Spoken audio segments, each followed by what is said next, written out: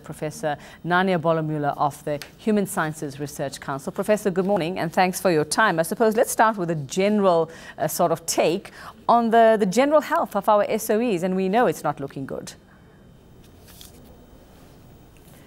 No, it's certainly not looking good. I mean, unlike what the President said in Parliament yesterday, Rome is indeed burning and there's a lot of fiddling going on. So the state of enterprises in South Africa is quite a mess.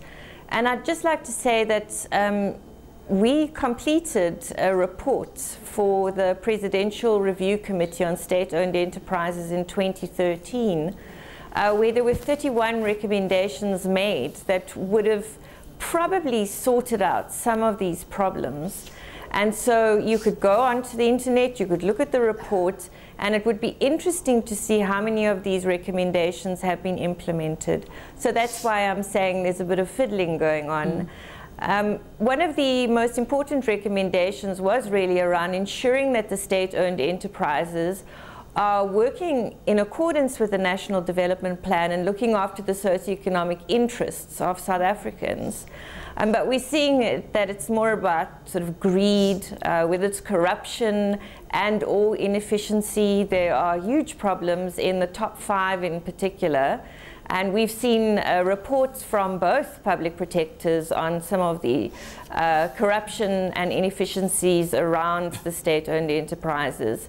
So there needs to be a better regulatory system, and there needs to be some kind of harmonious situation around state-owned enterprises. In our research, we found out, for example, that there are, well, we were told there were 300 and something state-owned entities in South Africa. There happened to be 732 at that stage. Of course, that would include fronting, subsidiary, veils, etc. So how does one keep track of and monitor that kind of situation if you don't even know how many entities you have in South Africa?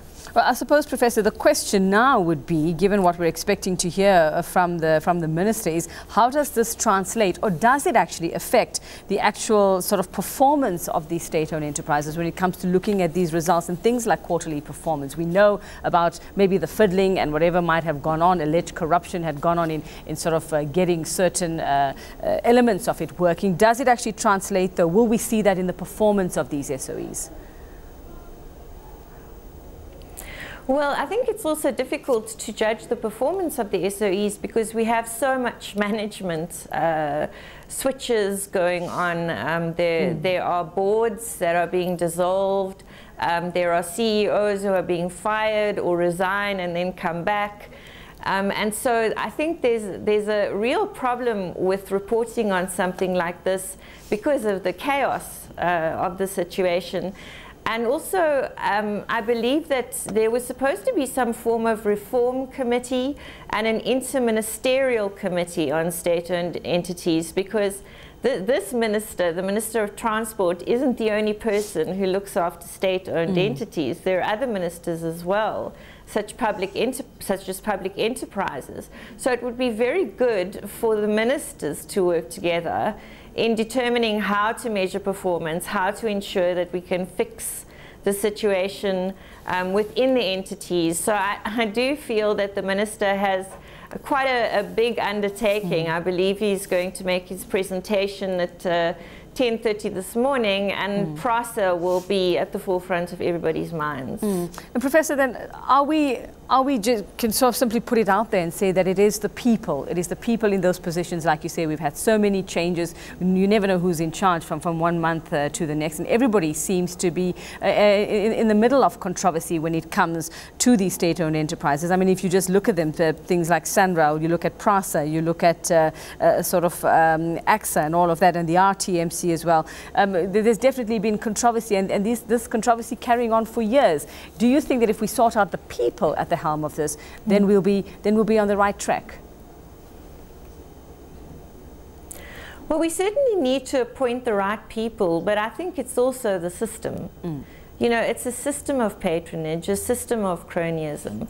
So I don't think it's only individual personalities. I mean, if you look how many people, CEOs there've been in the state-owned entities in the last 5 years or so. There's a constant change of management. There's change of boards, but the systems persist. So I wouldn't really personalize this to that extent. I mean, there obviously are problems with what happened with Molefe and Claude. But I think it's the systems, the fact that we don't have an overarching framework for these entities. There's not enough accountability. The governance systems are pretty messed up. And there's no standard law that deals with, for example, the appointments of boards and CEOs and the oversight in terms of Parliament. And of course, accountability, financial responsibility, all of those things coming into play there. Thanks very much for your time. That's Professor Nanya Bolamulo of the HSRC talking about state-owned enterprises under the banner of the Transport Department.